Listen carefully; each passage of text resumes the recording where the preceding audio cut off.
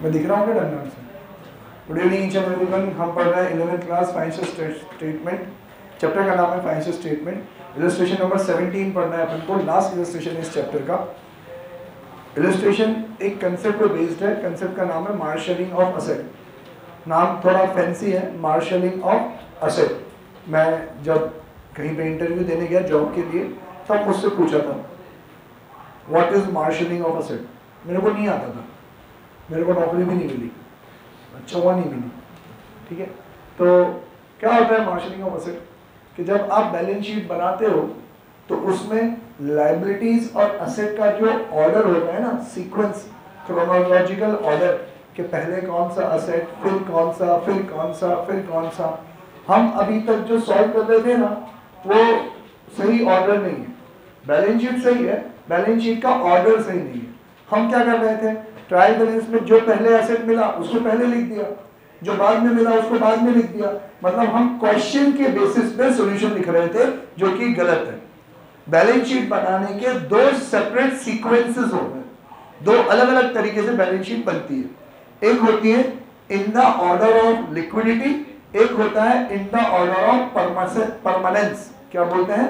एक in the order of liquidity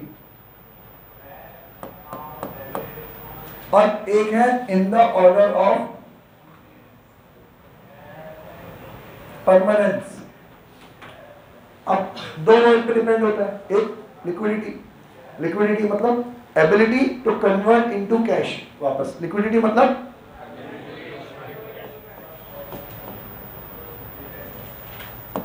ability to convert into cash. Means आप समझना कि मेरे पास जितने भी असेट्स हैं मैं इनको क्यों खरीद के लाया हूं? बोलो ना, असेट्स को बेचने के लिए नहीं लाया, यूज में लेने के लिए, ताकि मुझे उनसे बेनिफिट मिलता रहे।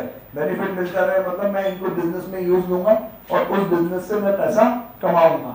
मतलब धीरे धीरे धीरे धीरे मैं इन असेट्स को कैश में कन्वर्ट कर रहा हूं कि नहीं कर रहा हूं? कर रहा हूं ना। और एक टाइम पीरियड आएगा कि जब असेट बेकार हो जाएगा, मेरे काम का नहीं है। मतलब मुझे इस असेट से जितना भी कैश जनरेट करना था वो जनरेट कर लिया कि नहीं कर लिया? कर लिया। मैं 2-3 एग्जांपल देता हूं आपको। मैंने किसी कंपनी के शेयर्स खरीदे, असेट है कि नहीं? असेट है। मैंने गोल्ड और सिल्वर खरीदा, असेट है कि नहीं है? मैंने कोई प्रॉपर्टी खरीदी, असेट है कि नहीं है? अब यहाँ पे प्रॉपर्टी मेरे को क्या सुख दे रही है, मैंने उसको क्यों खरीदी? क्योंकि फ्यूचर में इसकी वैल्यू बढ़ेगी, तब मैं इसको बेच दूंगा तो मेरे पास खूब सारा पैसा आएगा। पैसा आएगा तो मेरी जो जरूरत है वो पूरी हो जाएगी। मतलब मैंने अभी तक शेयर्स, गोल्ड, सिल्वर, प्रॉपर्टी जो भी खरीदी, क्यों खरीदी? क्योंकि मैं एक ना एक दिन इसको बेच के पैसा जनरेट कर लूंगा। मतलब किसी ना किसी पॉइंट ऑफ टाइम पे ये किस में कन्वर्ट हो जाएंगे? कैश में कन्वर्ट हो जाएंगे। तो अब लिक्विडिटी का मतलब क्या? उनकी वो एबिलिटी कि वो कितनी जल्दी कैश में कन्वर्ट हो सकते हैं। लिक्विडिटी मतलब उस असेट की वो एबिलिटी कि वो कितनी जल्दी कैश में कन्वर्ट हो सकता है। एग्जांपल मैं आपको 3-4 एग्जांपल देता हूं। एक मेरे पास है स्टॉक, एक मेरे पास है गोल्ड और एक मेरे पास है प्रॉपर्टी। कौन सी चीज सबसे जल्दी कैश में कन्वर्ट हो सकती है? गोल्ड। जब मर्जी पड़ो तब बिक जाएगा, सुनार की दुकान पे जाने की जरूरत है, बिक जाएगा। फिर उसके बाद कौन सी चीज कन्वर्ट हो सकती है? स्टॉक। प्रॉपर्टी बेचने में टाइम लगेगा, स्टॉक उससे कंपैरेटिवली जल्दी बिक जाएगा। समझेंगे नहीं? तो in the order of liquidity सबसे पहले कौन सा एसेट आएगा? गोल्ड। फिर कौन सा एसेट आएगा? स्टॉक। फिर कौन सा एसेट आएगा? प्रॉपर्टी। फिर और एग्जांपल लेता हूं। फर्नीचर, प्लांट एंड मशीनरी और बिल्डिंग। सबसे जल्दी क्या बिक सकता है? फर्नीचर। फिर क्या कन्वर्ट हो सकता है? मशीनरी। एंड में क्या कन्वर्ट होगा? बिल्डिंग। समझ में आया? तो अगर आप कहते हो कि सर बैलेंस शीट बनाओ इन द ऑर्डर ऑफ लिक्विडिटी, तो सबसे पहले तो क्या आएगा? कैश। कैश के बाद क्या आएगा? Cash at bank. Cash at bank के बाद क्या आएगा? डेटर्स।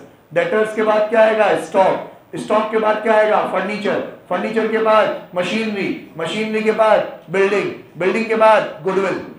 समझेंगे नहीं? ये इनकी लिक्विडिटी। और अगर मैं कहूं कि sir in the order of permanence, तो परमानेंस मतलब परमानेंट, कि किसका नेचर मोर परमानेंट है, तो यही सारी चीजें क्या हो जाएगी रिवर्स।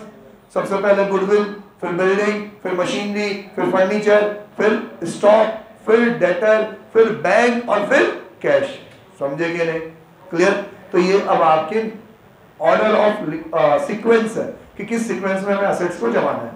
जिस सीक्वेंस में असेट को जमाएंगे उन्हीं सीक्वेंस में लायबिलिटी को जमाएंगे। लायबिलिटी में लिक्विडिटी का मतलब क्या होता है कि किसको आपको जल्दी पे ऑफ करना पड़ेगा। मैं 2 तरीके का लोन लेके आया, एक लॉन्ग टर्म लोन 10 साल में चुकाना है, एक शॉर्ट टर्म लोन 1 साल में चुकाना है। तो मोर लिक्विड कौन सा कहलाएगा? शॉर्ट टर्म के लॉन्ग टर्म? Short term. फिर कौन सा कहलाएगा? Long term. अब मैं इसमें एक चीज और जोड़ू, क्रेडिटर। क्रेडिटर भी लायबिलिटी है ना, तो ज्यादा लिक्विड कौन रहेगा? Creditor, short term, long term? Creditor. उनको 1 साल में थोड़ी पैसा देने, आप उनसे माल खरीद के लाए हो 10-15 दिन में पैसे देने, महीने 2 महीने में पैसे देने। तो अगर लिक्विडिटी वाला बेसिस है तो सबसे पहले क्या आएगा? क्रेडिटर। फिर क्या आएगा? Short term loan. फिर क्या आएगा? Long term loan. फिर क्या आएगा? कैपिटल। मालिक को पैसा तो सबसे एंड में देना है ना, सबको देने के बाद उसको पैसा देना। और इन द ऑर्डर ऑफ परमानेंस है तो यही सीक्वेंस क्या हो जाएगा? उल्टा। सबसे पहले क्या आएगा? कैपिटल। फिर क्या आएगा? Long term. फिर क्या आएगा? Short term. फिर क्या आएगा? क्रेडिटर्स। फिर क्या आएगा? Outstanding expense. उससे भी ज्यादा लिक्विड क्या होता है? Outstanding expense. किसी की सैलरी है, महीना भर काम कर लिया तो अगले 10 दिन में उसको तो पहले पैसे देने हैं ना, तो सबसे ज्यादा लिक्विड क्या है? Outstanding expense. फिर क्रेडिटर, फिर उसके बाद short term loan, long term loan, और लास्ट में क्या आएगा? कैपिटल। ठीक है। अब यार सर हमें ऐसे सारे सीक्वेंस याद रखने पड़ेंगे क्या? इतने सारे एसेट्स होंगे। तो ये कॉमन सेंस पे बेस्ड है। आप है ना कंसेप्ट समझो। लिक्विडिटी का मतलब कौन कितनी जल्दी कन्वर्ट होता है कैश में। या तो हमें कैश मिल जाएगा या हमें कैश पे करना पड़ जाएगा। जिसमें सबसे जल्दी कैश हाथ में आएगा वो ज्यादा लिक्विड है, वो ऊपर आएगा। फिर धीरे धीरे धीरे सीक्वेंस जमाते जाओ। 1-2 गलती हो रही है कोई बात नहीं। तो आप इलस्ट्रेशन नंबर 17 देखो। Draw up the balance sheet of Kesari and sons as at 31 March 2023 from the following information in the order of liquidity. ठीक है। अब पहले तो असेट और लायबिलिटी अलग अलग कर लो। कैश इन हैंड क्या है? असेट ए लिख दो। सन्ड्री क्रेडिटर्स लायबिलिटी एल लिख दो। बिल्स पेएबल लायबिलिटी एल लिख दो। Bills receivable asset. Sundry debtors asset. Machinery, अब यार ये एक स्टार मार्क करने वाला है पैराग्राफ को ब्रैकेट में मार्क करो, स्टार मार्क करो। Machinery as on 1 April 2022 balance sheet बनानी है 31 मार्च की, और मशीनरी दे रखी है 1 अप्रैल की। मतलब साल के शुरुआत में मेरे पास मशीनरी कितने की थी? 85,000 की। Depreciation provided for the year 8500। तो 85,000 में से 8500 माइनस करेंगे और रिमेनिंग बैलेंस अपन आउटर कॉलम में लिख देंगे। समझेंगे नहीं? मतलब मशीनरी इन शॉर्ट कितने की आनी चाहिए? 85,000 माइनस 8500, तो ये हो गया 76,500। ठीक है। Next, fixtures and furniture and fixtures 1 April 21,000, depreciation 2100, तो 18,900। Closing stock 15,400। तीनों के आगे ए लिख दो। मशीनरी भी ए, फर्नीचर एंड फिक्सचर्स भी ए, और क्लोजिंग स्टॉक भी ए। प्रोप्राइटर्स कैपिटल असेट के लायबिलिटी कितना? 90,000। His drawings during the year 8,000, minus का साइन लगा दो। कैपिटल में से ड्राइंग्स क्या हो जाएगी? Minus. Net profit as per profit and loss account 31,000, plus का साइन लगा दो। ये कैपिटल में क्या हो जाएगा? प्लस। अब एक बार भाई मुझे प्लीज ध्यान दो, यहाँ तू देख भले आ रहा है, ध्यान तेरा कहीं और है, देख रहा है ना, समझ में आ रहा है? तो एक काम कर, आप सब लोग एक काम करो, क्वेश्चन में असेट्स देख लो एक बार, लायबिलिटीज देख लो, और मेरे को काउंट करके बताओ कितने असेट है कितनी लायबिलिटी है। मतलब 4 असेट है कि 5 असेट है, काउंट करके बताओ। 6 असेट है और लायबिलिटी कितनी है? कौन कौन सी लायबिलिटी है? एक तो क्रेडिटर है, एक बिल्स पेएबल है, और एक कैपिटल है। बस 3 ही है। और कोई लायबिलिटी है क्या? नहीं सर। वो ड्राइंग्स और नेट प्रॉफिट वो तो कैपिटल में एडलेस हो जाएगा। लायबिलिटी तो एक ही कैपिटल। असेट कौन कौन सा है? एक तो कैश है, दूसरा बिल्स रिसीवेबल है, सन्ड्री डेटर्स है, मशीनरी है, फर्नीचर है और क्लोजिंग स्टॉक। ठीक है, अब यार कौन सा बनाना है? In the nature of liquidity. तो in the nature of liquidity तो डिस्कस कर लेते हैं। बनाएंगे in the nature of permanence, ताकि लिक्विडिटी वाली बैलेंस शीट में है, परमानेंस वाली बोर्ड पे आ जाएगी। ठीक है, तो पहले लायबिलिटी, क्योंकि लायबिलिटी सिर्फ तीन ही है तो सिंपल है। तो ज्यादा लिक्विड कौन है? ज्यादा लायबिलिटी के केस में लिक्विड मतलब किसको पहले पैसा देना पड़ेगा? बिल्स पेएबल, क्रेडिटर और कैपिटल। पहले किसको देना पड़ेगा? Bills payable, correct. Bills payable की एक टाइम पीरियड होती है, उनको पहले पैसा देना होता है। ठीक है, फिर क्रेडिटर, उनमें थोड़ा चलचलाव चलता है, उनको थोड़ा लेट देंगे तो चलेगा। फिर एंड में क्या आएगा? कैपिटल। तो आप सॉल्यूशन में देखो, सॉल्यूशन में सबसे पहले बिल्स पेएबल होगा, फिर सन्ड्री क्रेडिटर्स होगा, फिर कैपिटल होगा। कैपिटल में नेट प्रॉफिट ऐड हो रहा होगा और ड्राइंग्स माइनस हो रहा होगा। देन अगर इन द नेचर ऑफ परमानेंस बनाऊं तो सबसे ज्यादा परमानेंट वाली कौन सी चीज है? Sir capital. तो पहले क्या लिखूंगा मैं? पहले लिखूंगा मैं कैपिटल। तो यह लिखूंगा भाई कैपिटल। कितना है कैपिटल? देख के बताओ कैपिटल का अमाउंट कितना है? 70। यार गुड्डा तुम क्या बात कर रहे हो? 90,000। इसमें ऐड करेंगे अपन नेट प्रॉफिट। कितना है नेट प्रॉफिट? 31। तो टोटल कितना हो गया? 1,21,000। फिर माइनस करेंगे इसमें ड्राइंग्स, 8,000 है शायद। 121 में से 8,000 माइनस हो जाएंगे, कितने बचे? 1,13,000। तो पहले आएगा कैपिटल 1,13,000, सबसे ज्यादा परमानेंट ही है। फिर दो लायबिलिटी बची, बिल्स पेएबल और क्रेडिटर। ज्यादा परमानेंट कौन है? क्रेडिटर। तो यहाँ लिखेंगे अपन सन्ड्री क्रेडिटर्स। कितना अमाउंट है? 28,800। फिर आएगा आपका बिल्स पेएबल 3,500। ओके, अरे यार टोटल शटल कर लो।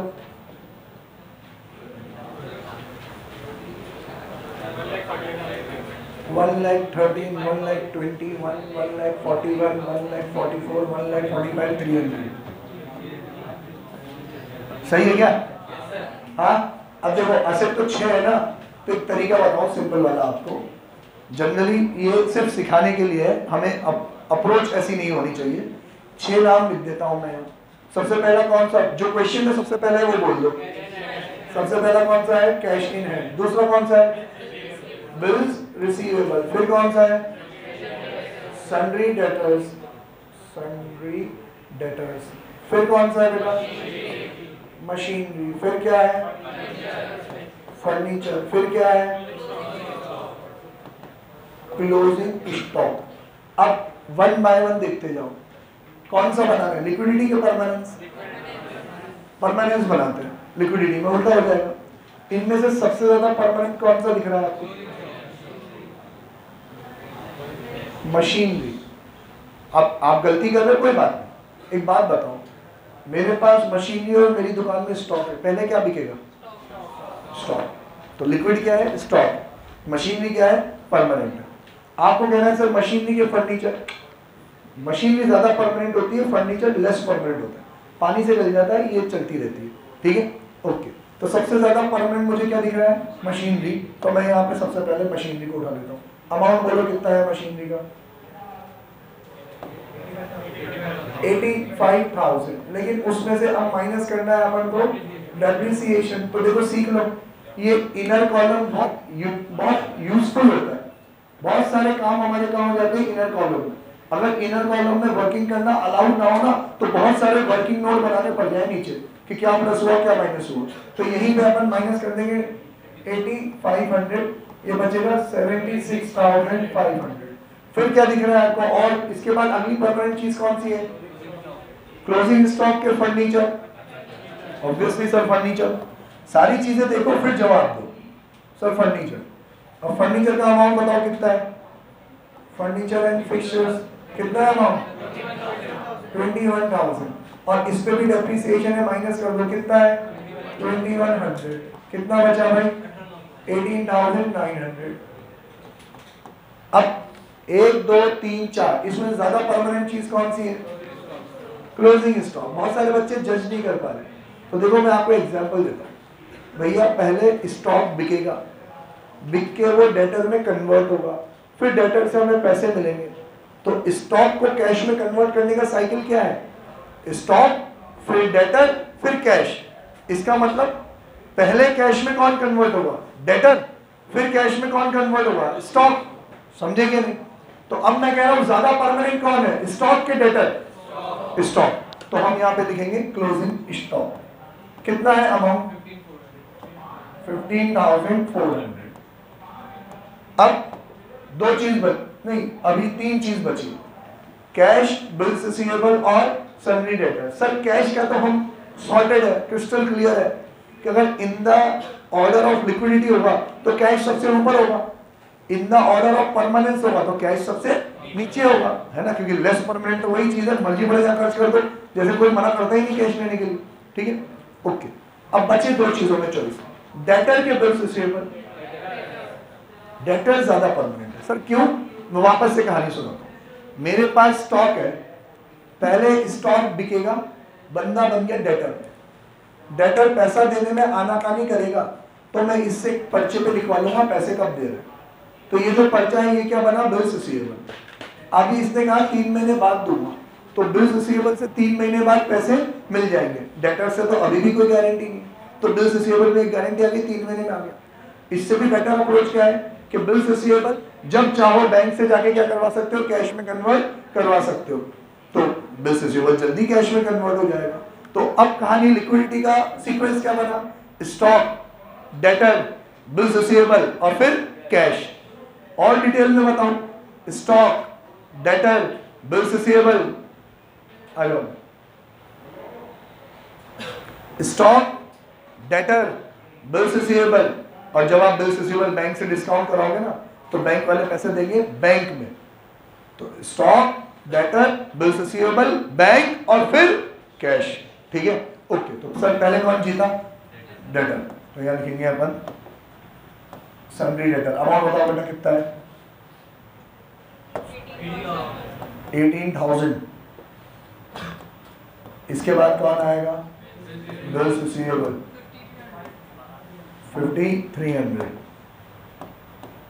लास्ट में कौन आएगा? कैश 11,200।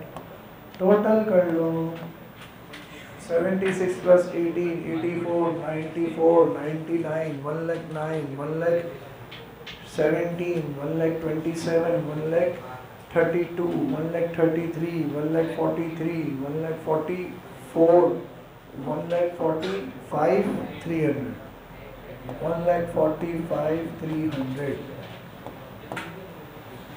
आप बुक में चेक कर लो, रिवर्स ऑर्डर हो रहा होगा क्योंकि इन द ऑर्डर ऑफ परमानेंस है, वहां पे लिक्विडिटी हो रहा होगा। समझ गए कि नहीं? अब यार ये समझाने के लिए, सीखने के लिए अच्छा होता है। मींस अगर आपको क्वेश्चन ही सिर्फ इसका है कि arrange these assets and liability in the order of liquidity in the order of permanence, ये क्वेश्चन टेस्ट में भी आएगा, पहले ही बता दूं। डिट्टो यही क्वेश्चन टेस्ट में आएगा। असेट के नाम रूप थोड़े से चेंज हो जाएंगे लेकिन ये क्वेश्चन जरूर आएगा। तो फिर खास ख्याल रखना पड़ता है, ऊपर नीचे नहीं कर सकते। लेकिन जब फुल फ्लेज क्वेश्चन आएगा ना, तब अगर आप इनको जमाने बैठ गए ना तो हमारी गाड़ी निकल जाएगी। मैं तो तब मैं रिकमेंड नहीं करता हूं कि आप इन द ऑर्डर ऑफ लिक्विडिटी बनाओ या इन द ऑर्डर ऑफ परमानेंस बनाओ। हाँ, थोड़ा बहुत ख्याल रखना चाहिए, लेकिन उसकी भी सलाह मैं अभी इस स्टेज पे तो नहीं दूंगा। पहले आप लोग प्रैक्टिस करो, यूज टू हो जाओ। जब हमारी प्रैक्टिस स्ट्रॉन्ग हो जाए तो फिर ख्याल रखेंगे। फिर कैसे ख्याल रखेंगे? एंड में कैसे ख्याल रखेंगे? हम है ना, जब बैलेंस शीट बनाएंगे तो बैलेंस शीट हमेशा हम इन द ऑर्डर ऑफ परमानेंस बनाएंगे। किसमें बनाएंगे? परमानेंस में। और परमानेंस बनाएंगे तो लायबिलिटी साइड में तो सबसे पहले क्या आएगा? कैपिटल, और उसके लिए 1 2 3 4 लाइन छोड़ देंगे, बाकी की सारी असेट्स इधर लिख देंगे। तो ये एक तरीके से इन द नेचर ऑफ परमानेंस हो गया। और असेट साइड में एक ट्रिक बता देता हूं आपको। हम क्या करेंगे, यहाँ पे हेडिंग लिख देंगे। एक लिख देंगे फिक्स्ड असेट, आप चाहो तो नॉन करंट असेट लिख सकते हो, और यहाँ लिख देंगे करंट असेट। आधे पेज के बाद, मतलब 6 से 7 लाइनें छोड़ने के बाद या 8-10 लाइन छोड़ने के बाद फिर लिख देंगे करंट असेट। ये हेडिंग हो गई। अब ये मेरा फॉर्मेट बन के रेडी। अब मैं तो फिल इन द ब्लैंक्स वाली अप्रोच में ही चलूंगा। फिल इन द ब्लैंक्स में सबसे पहले मुझे क्या मिला, कैश, तो कहाँ लिख दूंगा यहाँ। फिर मिला बैंक, कहाँ लिख दूंगा यहाँ। फिर मिला फर्नीचर, तो फिक्स एसेट है यहाँ। मशीन भी fix asset, building fix asset, debtors current asset. मतलब देखो मैंने दोनों काम कर दिया। मैं क्वेश्चन वाइज चल भी रहा हूँ जिससे मेरा टाइम वेस्ट सेव हो रहा है। क्वेश्चन वाइज चल रहा हूँ, टाइम सेव हो रहा है ना। लेकिन मैंने यहाँ पे हेडिंग बना दी तो दिखने में लग भी रहा है कि मैंने कौन सा बनाया है, in the order of permanence बनाया है। अब तुम अपने पैर पे कुल्हाड़ी मार के आओगे जब तुम ये गलती कर दोगे, ऊपर कैपिटल लिखने के बाद करंट एसेट को ऊपर लिख दोगे तो उल्टा हो गया। यहाँ एसेट तो in the order of liquidity हो गया और ये इन द ऑर्डर ऑफ परमानेंस हो गया। तो यहाँ पे फोटो खींच लो भाई, आंखें मिचका के ऐसे फोटो खींच लो, है ना। अब ये याद रहेगा, जब भी हम बैलेंस शीट का पहले फॉर्मेट बनाएंगे ना तो इस तरीके से पहले फॉर्मेट बना के छोड़ देंगे। जैसे जैसे चीजें आती जाएगी वैसे वैसे लिखते जाएंगे। क्लियर? ओके। अब मैंने आपको 12 और 13 वाला इलस्ट्रेशन छुड़वा दिया था। मेरी अभी भी मतलब हिम्मत नहीं हो रही तो मैं वो पढ़ा दूंगा। छोड़ते हैं उसको, अगले चैप्टर पे चलते हैं। अगला वाला चैप्टर मतलब बाप चैप्टर, एकदम हाई लेवल वाला। डरा नहीं रहा हूं, आगा करना। अगर आप लोग रोज का होमवर्क रोज करोगे तो कोई टेंशन नहीं होगी, हॉलीडे पूरा चैप्टर निकल जाएगा। आपने एक दिन की भी छुट्टी करी तो आपने वो पिक्चर का नाम याद नहीं आ रहा मेरे को, रणबीर कपूर था उसमें, प्रियंका चोपड़ा थी उसमें, दोनों पागल थे उसमें, बर्फी, बाहुबली पिक्चर देखिए, उसमें गाना था, हो गई पिक्चर शुरू। तो अगर तुमने एक दिन की भी छुट्टी करी तो तुम्हारी पिक्चर उधर से ही शुरू हो गई। इसमें छुट्टी नहीं करनी है। किसी दिन कोई हादसा हो भी जाए, सर हमें ट्रक कुचल के चला गया, हम नहीं आ पाए, क्या करें, अगले दिन दूसरे हाथ पैर लगवा के आने पड़े, तो दूसरे हाथ पैर लगवाते लगवाते जब तुम्हारा ऑपरेशन चल रहा हो तो तुम ये वीडियो देख के आना, ठीक है। इतना जरूरी है। चलो मैं आगे चलूं, रेडी हो तुम लोग? ओके। चैप्टर का नाम देखो, अगले चैप्टर का नाम क्या है, फाइनेंशियल स्टेटमेंट विद एडजस्टमेंट्स। अब एक काम करते हैं, आप लोगों में से किसी की पुरानी बुक हो तो उसके इस चैप्टर के आगे 5 स्टेप्स लिखे हुए होंगे, देखो जरा। मेरे स्टूडेंट की बुक्स होगी तो 5 स्टेप्स लिखवा रखे होंगे। फाइनेंशियल स्टेटमेंट विद एडजस्टमेंट ये चैप्टर चालू हुआ होगा ना, तो यहाँ पे जिसकी पुरानी बुक हो और मेरे स्टूडेंट की बुक हो, नहीं आगे पीछे फाइनेंशियल स्टेटमेंट वाले में देख लो, बता दो बेटा।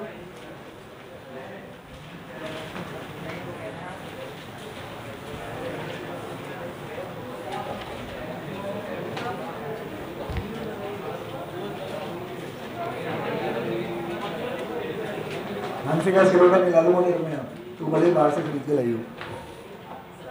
मिला क्या? हाँ वीडियो चेंज कर दो, ठीक है। आज के लिए इतना ही, फिर मैं जब बात करूँ, सी यू।